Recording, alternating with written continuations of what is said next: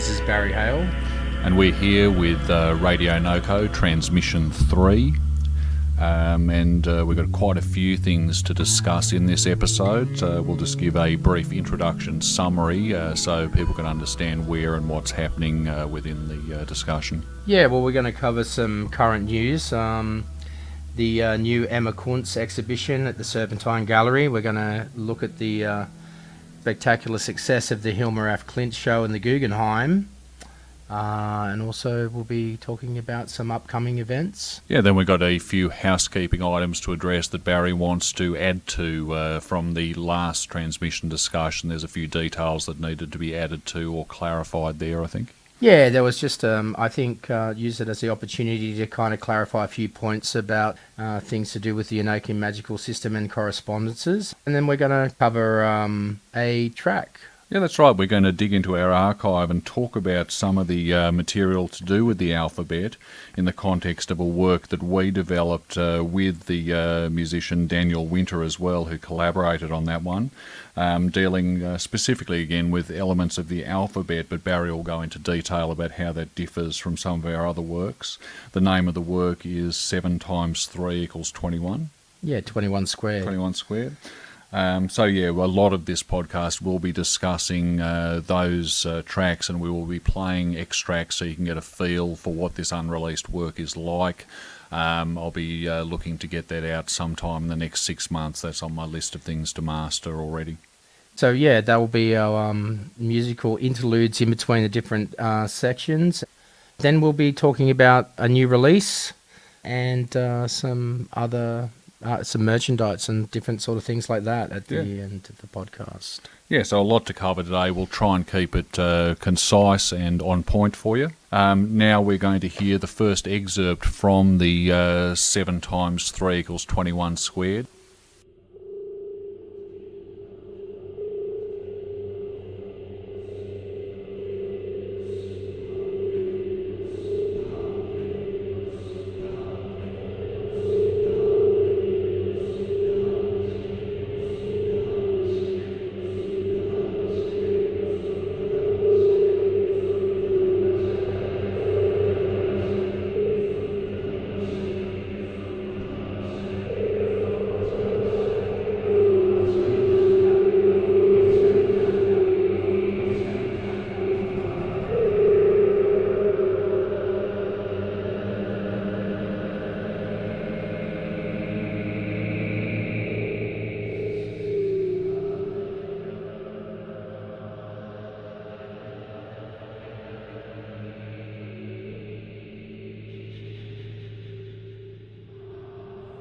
So to some of the news with things that's been happening with projects and different things that are on the radar, something interesting I went along to was to see the noise artist Hero with his solo show Defectro at the Hideaway Bar in Enmore a couple of weeks ago. He was making some very exciting sounds. He had some actual physical object sculptural instruments on stage, electroacoustic kind of instruments. One which has a revolving metal disc which he produces very exciting scraping sounds and a range of different tones from. And something I really enjoyed amongst, he's very consummate at using a wide range of different looping pedals and all kinds of interconnected sort of guitar effects, some devices he's made himself. But something that really came across was the subtlety in the way he was eliciting various kind of very gentle tones from these metal objects, and it was a very exciting show to see. And I'd recommend anyone to go and see what he's up to. Yeah, the other thing, leading on from the Music Magic and the Muse event down in Canberra, which featured a performance of Larry Sitsky. We covered that in... Yeah, that was last time. Yeah. So now, they're putting on another event called Necronomicon Australis, and it's a touring speaking engagement with S.T. Joshi and a Lovecraft expert. And also, I think which is going to Melbourne, Sydney, Hobart, and Canberra. And I think the draw card for Canberra is that Larry Sitsky's composition Necronomicon will be performed by Edmund Neiman and a famous Australian clarinetist. So it sounds like a pretty good run from the last thing that we saw at ANU. Scott. Yeah, I think it should be equally exciting in terms of the performances there. It should be a really good location, absolutely. And yeah, while we're on something close to the interstate stuff, I just want to definitely give a shout out to the Oz Radio production that dealt with, again, with that event that we went to, and also covered a lot of other materials. It's just an amazing level of radio journalism that they're achieving there, and yeah, some really enjoyable guests. Phil Pope was sharing a lot of his personal history and experiences, and also talking about his push to help support RSL, which is a very worthy kind of cause. Just to clarify, Radio Oz is the official podcast of the Grand Lodge of the Ordo Templi Orientis Australia. Yeah, so we're looking forward to hearing more stuff from them. Lexicon Mag is celebrating its 4th anniversary of bringing you all things art, esoteric and magical, and we'll put in some links for that. Well worth checking out. I've contributed quite a lot to that, and there's a good bunch of people on there. And the other thing is that I was looking back at keeping track of things art and esoteric. I regularly contribute to 0 = 2, which is a podcast of the US Grand Lodge of the O.T.O. Just checked back, and it's been 160 posts over the last 3 years. So that sort of tracks. That's my little contribution to tracking the esoteric currents in art and events. So Barry, when we were talking the other day, a couple of weeks ago, you were discussing a couple of really exciting exhibitions that were really breaking some records happening internationally. Do you want to go into a bit of detail about those locations for the audience? Yeah, I'd love to. I mean, I think that the first one I'd like to talk about is the Emma Kuntz exhibition at the Serpentine Gallery, London, UK. And I first came across Emma Kuntz through an art context, not through an esoteric connection, funnily enough. And it was while doing my master's degree at SEA in 1996, and while I was perusing through the magazines in the art library section, and particularly editions 46 through 48, which have Emma Kuntz's artwork stretched across the spine of these 3 volumes of parquet. I think that Emma's work really struck me really strongly. It's very she was born in 1892, and she lived up until 1963. And how she would construct these kind of elaborate geometric types of drawings was through the observations or movements of a pendulum held over a sheet of very large sheets of graph paper, which led to these breathtaking compositions. And I was just really instantly taken by her artwork and recognized the deeply esoteric elements and application within a process. I kind of looked into it a little bit further, and she utilized techniques, like I was saying, with a pendulum through radiesthesia to create these abstract geometries, which were used in a specifically therapeutic context. So it's a very interesting application of this type of technology, which led to these astounding aesthetic kind of outpouring of works, which have, luckily for us, have been preserved. So that was my first exposure. I think it's incredibly exciting that someone like Emma Kuntz is being showed in the Serpentine Gallery. She exists primarily outside of the artistic canon. Yeah, so I mean, she's been a favourite of mine for a long time, and I'm just really happy to see that her works are kind of gracing some of the best-known contemporary gallery, in the UK, like the Serpentine Gallery. Yeah, I think the other exhibition of note, of many people might be aware, is the Hilmer af Klint show that has been recently exhibited at the Guggenheim Museum, Hilmer af Klint Paintings for the Future. And within the last week, it was acknowledged that this exhibition has been historically the largest attended exhibition that the Guggenheim Museum has ever had, which I think is incredibly significant for a artist like Hilma af Klint, who was ostensibly outside of the canon of art. And I think it's worth saying a few words about her. She graduated from the Swedish Royal Academy of Fine Arts in 1887, and she was working secretly, really, like, her work's sort of like in that sort of classic Flemish style, I think, and it was very representational, but secretly she was working in 1906 and has been now kind of heralded as the inventor of abstract painting, beating Kandinsky to the title by 5 years. She left instructions that her work should not be seen until 20 years after her death, including her magnus opus. By the time she had graduated from the Art Academy, she'd already embraced spiritualism and had been attending seances since she was 17. The death of her sister intensified her zeal. By this time, she had embraced spiritualism. Her focus was centered on a group called the Five, which was a group of 5 women, which were founded in 1896.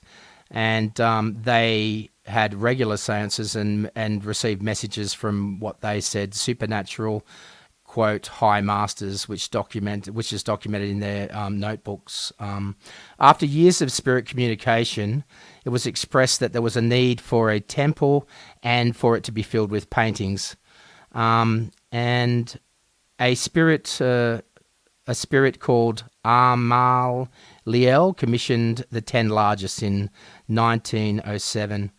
Sensational, immense works with tempera paper glued to canvas, each which measured no less than 10.5 feet high and nearly 5 feet wide. These impressive works made their way to the Guggenheim walls, and I think that the immense amount of work, so like well over 100 works that grace the halls of the Guggenheim, sort of filled up the entire gallery. And the interesting thing is that she'd had this idea or sort of drawings for a spiral temple for them to be built in, so it was like kind of very fitting that they actually sort of ended up there. Her interest in abstraction and symbolism came from her involvement in spiritualism, which was very much in vogue at the end of the 19th century and the beginning of the 20th century. And she became interested in the theosophy of Madame Blavatsky, the philosophy of Christian Rosenkreuz, and in 1908 she met Rudolf Steiner, the founder of the Anthroposophical Society. It was interesting because she showed Steiner the works, and he told Klint to give up the otherworldliness and proceed by her own intuition, which was considered, it was pretty ruinous advice. And she stopped her work for the next 4 years, but then I think the work never recovered its selfless focus or the intensity that it had in the first period of her working as a direct result of the intervention of spiritual agency.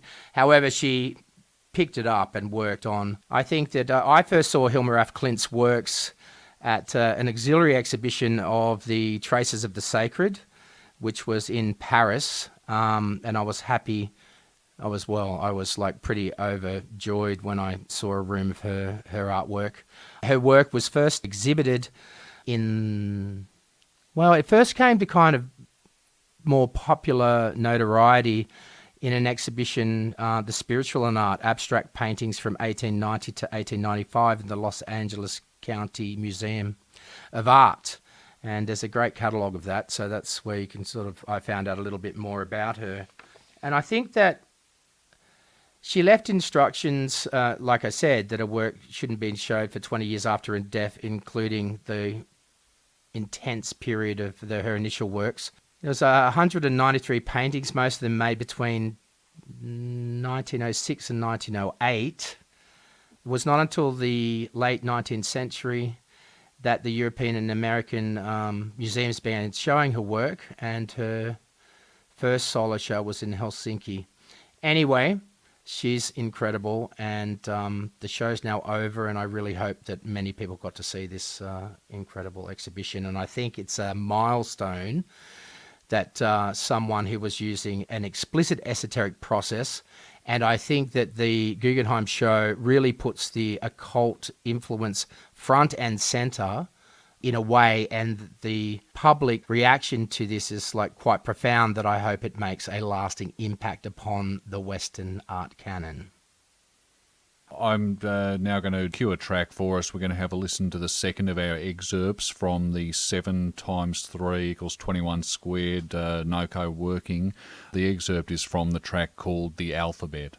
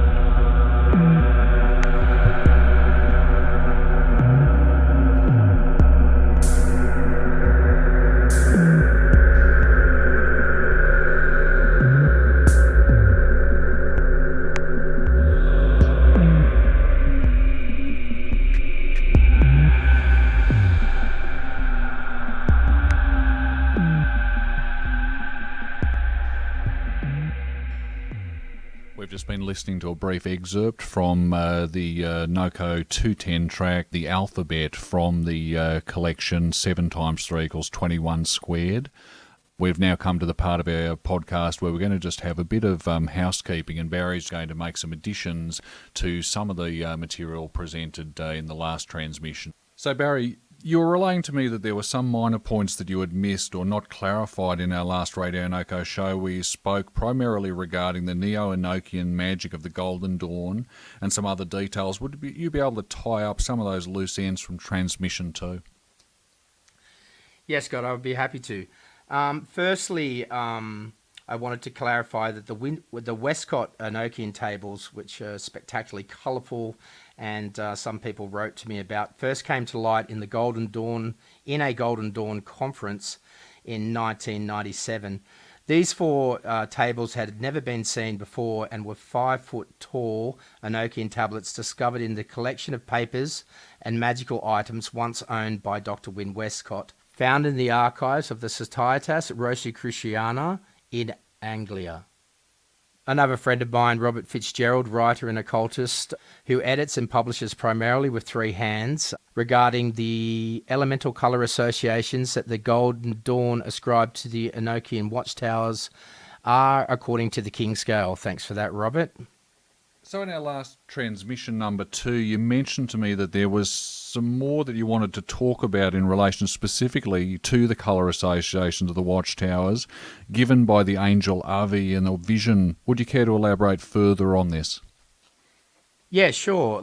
June 20, 1584, Edward Kelly had a vision, and it was delivered by the angel Ave, which was the precursor to the terrestrial system of the watchtowers and the magic. So in this vision, there's 4 castles, out of which sounded trumpets thrice, a sign of majesty, and a cloth of passage was cast forth. In the east, the cloth was red, after the new bitten blood. In the south, the cloth was white, of lily colour. The west was a cloth, the skin of many dragons, green, garlic-bladed. In the north, the cloth, hair-coloured, bilberry juice. The trumpet sounded once, the gates opened, and the 4 castles were moved. So this is the vision where explicitly the colour associations with the 4 watchtowers are given in Dee's diaries through the seer Edward Kelly. Furthermore, there's another mention that of a vision that Kelly has in Prague later on. The first door is white, like crystal transparent. The south door is red, of a high colour transparent. The north door is bright black, not to be through seen, as the rest. The west is green like an emerald stone, so is the south door like a ruby. So you have explained the difference between the 2 sets of colour correspondences, those of the Golden Dawn and those found within Dee's diaries. Have you found any precedents for the associations of these four colours in any other context that may be related? It is interesting, it is observable that there are a few examples we can see with direct relationships between aspects of Dee's Enochian magical system and various components of other pre-existing magical technology or systems. For example, the well-known Sigil Dei Amath and Liber Juratus Honori, or the Sworn Book of Honoris. There are many other examples of similar sigils that are found from Athanasius Kircher to those within the Latin Solomon and Italian Solomon books of Solomon, for example. Joseph Peterson from the Esoteric Archives in the Twilight Grotto page has some really great examples of this sort of stuff that has been available online for a long time. Another popular example regarding this similarities between which we're speaking about is Dee's Holy Table and the table Al-Madel or Al-Mandal. The Al-Mandel is a type of portable altar which is used to invoke and communicate with a specific group of angels into a crystal sphere.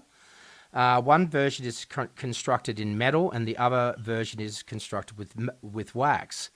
There are a number of different examples of Armadales found in various grimoires, such as the Ars Armadale Solomonus, the Sefer Matia Shelomo, and a few others. We'll include some examples on the YouTube show so you can get an idea. The relationship between these different almadels or portable altars seems apparent, but what of the instructions to make them in different colours and the orientation to the different cardinal directions? Does this relate to these watchtowers and the orientation to the points of the compass? Well, yes, Scott, I believe they do. Basically, it can be, the Armadale can be one tablet or four. If there are four, then they are made in different colours and orientated to the 4 points of the compass. One for each of the four chief angels and for the four koras or altitudes. These koras cover the four divisions of the zodiac, divided into the four cardinal directions. The four koras of Armadale seem to represent the equinoxes and solstices within the zodiac, and they also represent the seasons and the colours associated with them.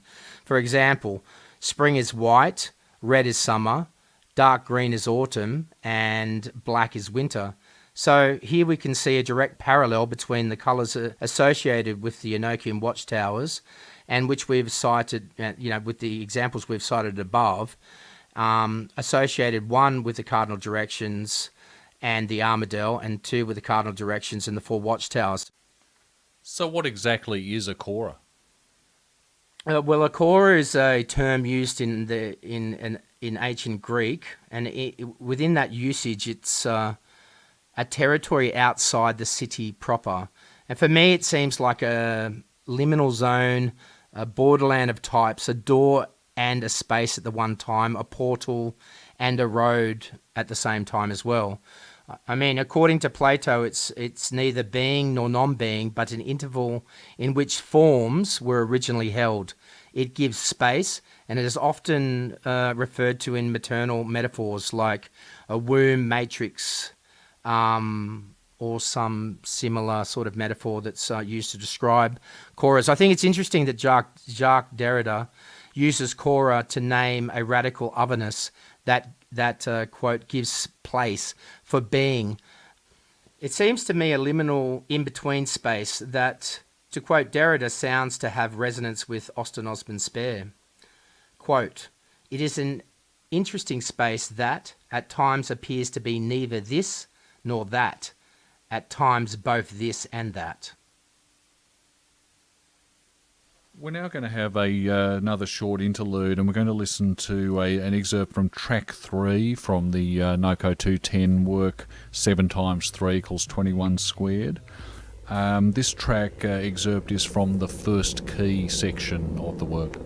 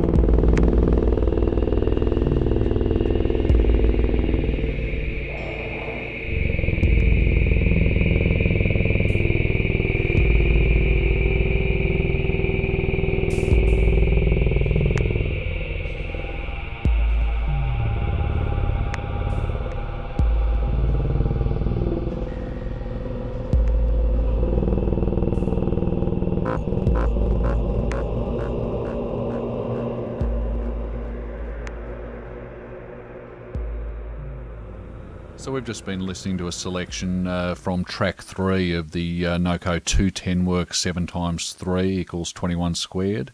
The track selection edit there was from the track called The First Key. This is Scott Barnes and I'm with Barry William Hale. We're from Noko 210 and this is Noko Transmission podcast and the third broadcast, Transmission 3. Yeah, we are RADIONOKO. So Scott, speaking about the track 7 times 3 equals 21 squared, this is a track that we composed in 2004, and I was just wondering if you could talk a little bit about this track. Yeah, it's quite an unusual work in terms of the way we went about it, because the duties of composition were divided into 2 different parts.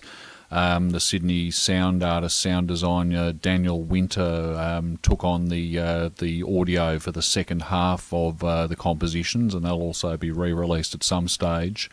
Because I only had input in the 7 tracks we're discussing, that's what we're talking about today, although Barry will cover structure that goes across both sets of tracks.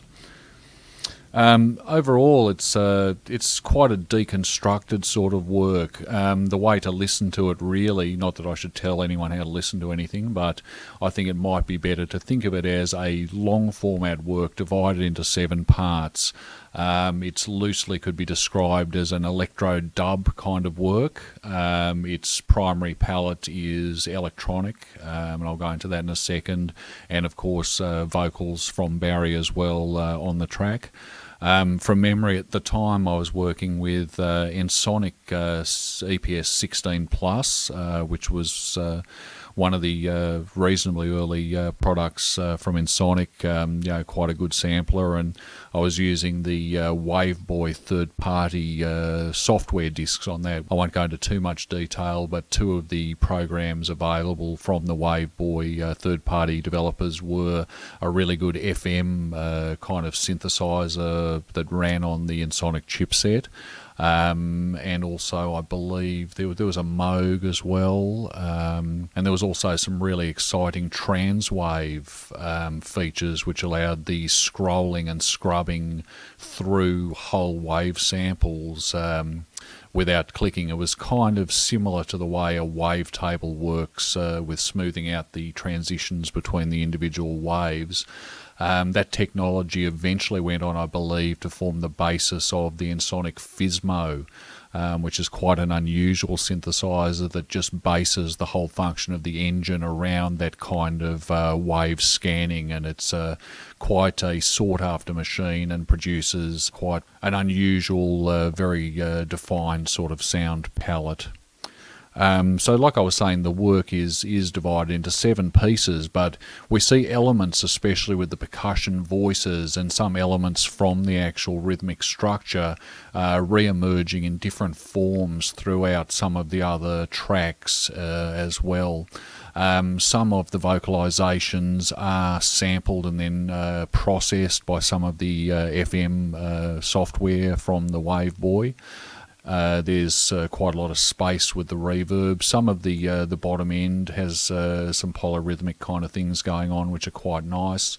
It's quite a smooth work. It's in some ways a little bit related to works like Text that we'll be talking about a little bit later, and also definitely to the Hypercube PAR work, which shares some of those electro dub kind of features. This is possibly a little rough around the edges compared to that one in terms of being a bit more sprawling and a little more deconstructed. If you like the Noko sound, though, there'll be definitely elements there that you will enjoy from this work, I think. Maybe you'd like to talk a little bit about some of the structural aspects of the work, Barry? Yeah, so like I mentioned before, this work was composed in 2004, and basically this is constructed around a predefined ritual structure of primarily 7 parts and a preliminary part. And in 2004, I had already worked with the Enochian Alphabet for quite a long time, almost a decade, and I think it might be so. Well, just to qualify, so the ritual component and the work I did with individually with Scott Barnes from Noko 210 and Daniel Winter, which produced two very different tracks, but ostensibly the ritual component and process is the same. But I think it might be kind of useful to talk a little bit about some of the preliminary structural considerations inherent to the Enochian alphabet to kind of bring it up to speed, because a lot had happened before we'd actually done this work. So I think that the Enochian alphabet is composed of 21 letters, and so it's kind of different than the Hebraic 22. Inherent in the structure is one group of 21 letters, 7 groups of 3 divisions, 3 divisions of 7 groups of letters, or 3 tiers of 7 letters, and then 21 divisions of the 21 letters. And it's kind of interesting because if you kind of add those divisions, 21, 7, 3, and 1, we end up with 32, which is just a kind of an interesting side connection with the 32 paths of wisdom, which is the alphanumeric expression of the Hebrew alphabet. And things like in my initial investigations with the Enochian alphabet, I looked at other mystical systems, the application of the alphabet, of course, the Hebraic, specifically the Sefer Yetzirah as an example. Also the Islamic alphabet with its 28 letters and 4 elemental subdivisions. The Greek Asophia, Persian with the Harufi, the 32 letters of the Persian alphabet from the Harufi, and which was later kind of explored or preserved in the Bektashi Sufi movement. There's another interesting correlation with the 21 letters structurally and the 4 watchtower system. And my initial kind of thought about this was from Rudd's treatise on angelic magic, where he puts the 16 of the 21 letters to geomantic correspondences. Well, and much can be said about that, and there's a lot of people these days who are kind of expert in that field. However, structurally, you can look at it that the 16 subquadrants of the watchtowers, you can allocate letters to those 16 subquadrants and 4 letters to the 4 watchtowers themselves, and then 1 letter for the Tablet of Union or the Black Cross, and you have a nice little 21-letter scheme that sort of fits within that structure. Well, let's just take a little break from that so the listeners can have a think about the complexities there for a second, Barry, and we're going to have a bit of a listen to track 5, an excerpt from track 5 from the work we're discussing, the 7 times 3 equals 21 squared. The excerpt this time is from track 5 called The Phonetic Components.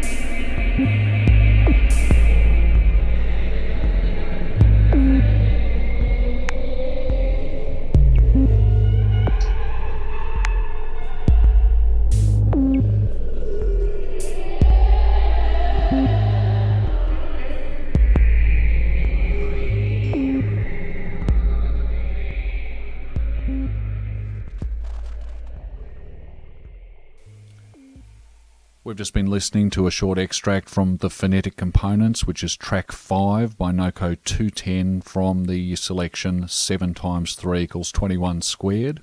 We're having a discussion with Barry Hale about the structures relating to the esoteric side of the work.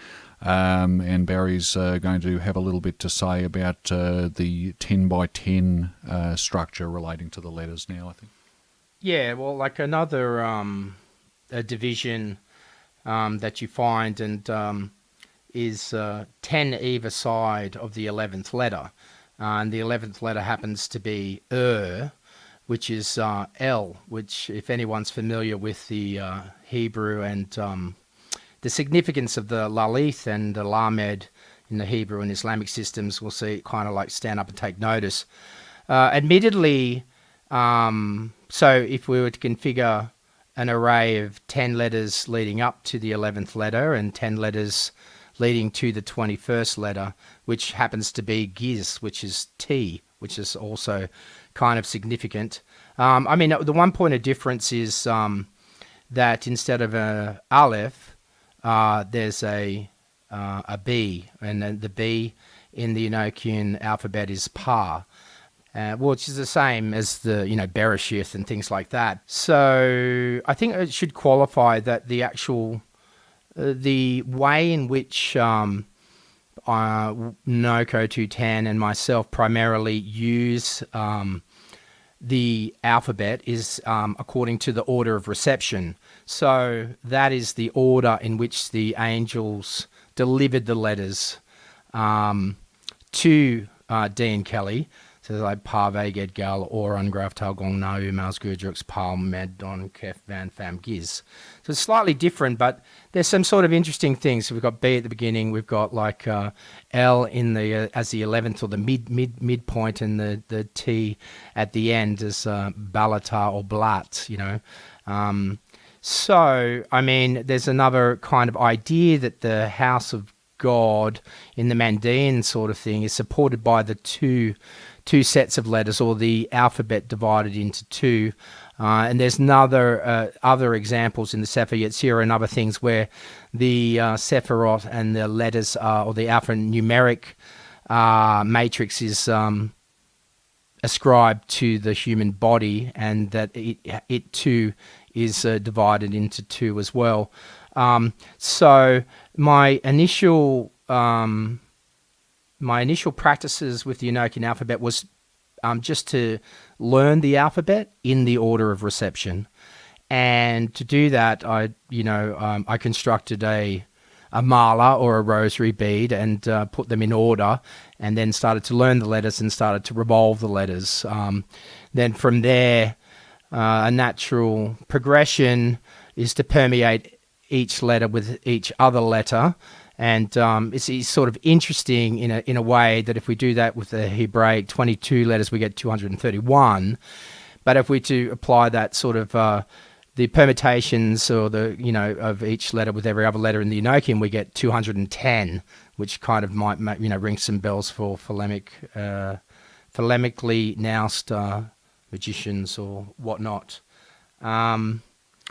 So I think that there is also in our almost 3 decades of working as well, there's a lot more deeper structure than that, and I think it's just fair enough to sort of give a preliminary one. We can go far deeper into some of that permutive and other structural considerations in further podcasts, because more specifically, those deeper structures and different things that we've applied to relate to latter works in the Noko 210 corpus of works.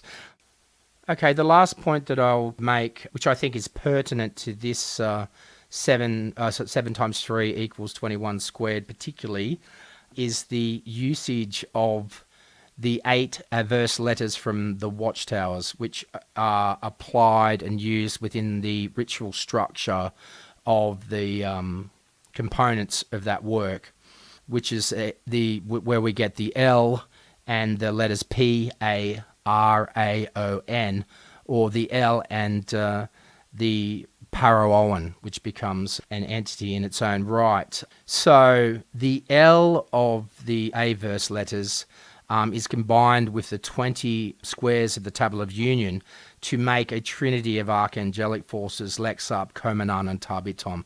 Now, Lexap, Komanan, and Tabitom feature in the work, and so does Paroan.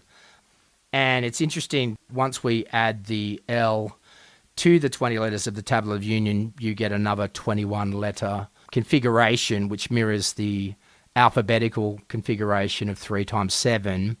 And in this, I'm just sort of like making note of a structural semblance there, or relationship. I won't really go into too much of the particulars of the ritual, but I thought it was worthwhile finishing there. We're going to have a listen now to the track 6, which is the second key from Noko 210, 7 times 3 equals 21 squared.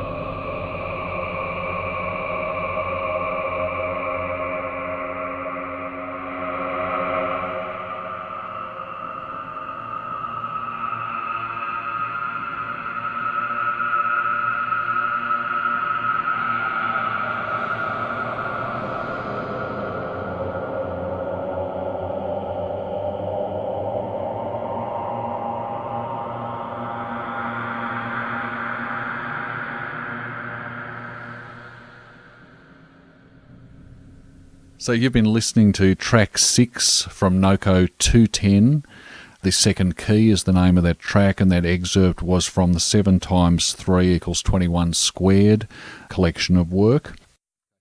We're now going to move to the final segment of the Noko Transmission 3. In this segment, we're going to talk about some current works that are in progress and some upcoming things and things to be looking out for in the near future. Yeah, well, one of those things is the release of text, which we gave people a little bit of a teaser on Transmission 2. Scott, can you talk a little bit about the text working? The work was from around 96, 97. It is really at the moment the only surviving example of those Aether workings that we definitely have as a hard copy. It was released as a 200 limited edition on CD as part of the Nokomata exhibition that took place at the Polymorph Gallery. It's a work that was composed and performed, I believe, pretty much in a live session that took place up in the Blue Mountains. At that stage I was using, as I mentioned before, with the 7 times 3 work, I was using the Ensoniq 16 Plus sampler, and definitely, you can really hear the Waveboy FM. It is one of the primary features, and really is an unusual sound in a lot of parts, unless you are used to listening to FM modulated wave samples a lot. One of the fun aspects of it is that it was basically recorded live down to a 2-track DAT tape, I believe, at the time. There was not much luxury involved in the recording process. It was going down and being mixed to tape as it was happening. At times there are extraneous room noises. It has quite a brutal feel to the treatment of the live room as a juxtaposition to some of the other effects operating on the samples and accompanying materials. So yeah, it's quite an unusual sounding piece even compared to some of the later Noko. So yeah, it's got some rough edges, but it has a really nice kind of electro dub sort of feel to it, and it's a very interesting historical work. So Barry, can you talk a little bit about the text working? I understand it was different to the usual Aether workings that you'd participated in previously, say with Oceania Lodge members in the early 90s? Yeah, it was a bit different, and I think it was those early Aether workings in the early 90s with Oceania Lodge that became apparent in that there was an alternative Aether call that was given by the angel to the seer and the vision and the voice in the second Aether, An,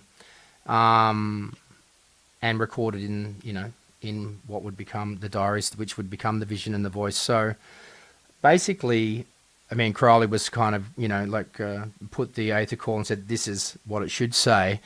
This is what the angel said it should say. And then I gave it an attempt to retranslate that translation back into Enochian to the best of my ability. My results at that time were published in the first Waratah one, and the series of Aether workings that we did as Noko 210 were using that alternative Aether call translated into Enochian. I think that's probably the only point that I think needs to be made explicit. So basically, at the moment, I'm working on the remastering of the work. It's a real luxury to get to finalise something 20 years down the line when your skills are a little more appropriate to do the job. It's going to be a more dynamic sounding, better sounding cut that we're going to release on the Bandcamp, and it's exciting. It's almost like a 20-year or 25-year anniversary for the work, isn't it, Dylan? Yeah, it is, and I think that the other thing was that a lot of our works in the early days were like field expedient, and they were documentations. Yeah. I mean, they were like preparing and making the sounds and doing the ritual live and putting a microphone there.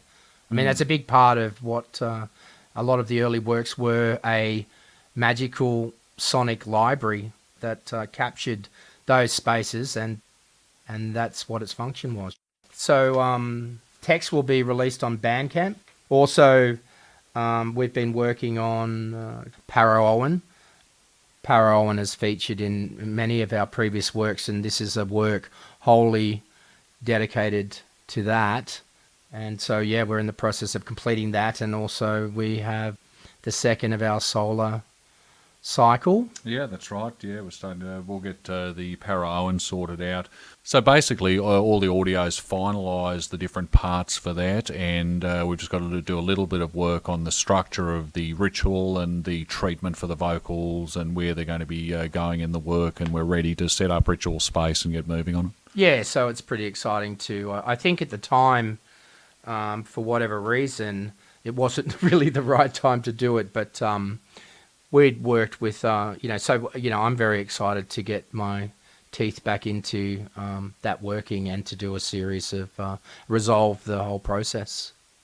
It's a really interesting sounding work. It's a little bit different to a lot of the other Noko work. It focuses around an FM synthesis engine, and some of the sounds coming out of this work are very, very exciting to me. I think they're very interesting. Yeah.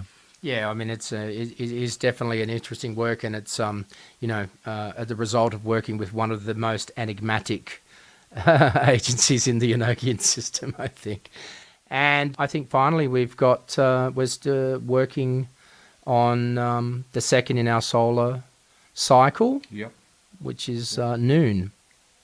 Yep, and that's going to be one of four. I think we've talked about this in a previous podcast, the solar cycle working, and the first of those, Dawn Meditation, that's on my mastering list to get out as well in the next little while. Oh, and we have some news. We're currently we've designed some merchandise, some T-shirts and stuff like that, which will be available from our Redbubble store, and we'll send the links and stuff. So if you want to. So how soon do you think those will be available? I think in the next 2 weeks. Oh yeah, good, excellent. Yeah, so check us out on the Noko Bandcamp. We'll link to the merchandise site, and the Noko210.com. And there's also Noko Facebook group, keep you abreast of what's happening, and I think that we've covered all bases. I'd like to thank everyone for tuning in. This is Scott Barnes. I've got Barry William Hale. We're both from the NOKO 210 project. And this is RADIONOKO, transmission free. We're going to close out the broadcast today with an excerpt from track 7, again from 7 times 3 equals 21 squared. This is the final track, an excerpt from the final track, which is called Permutations.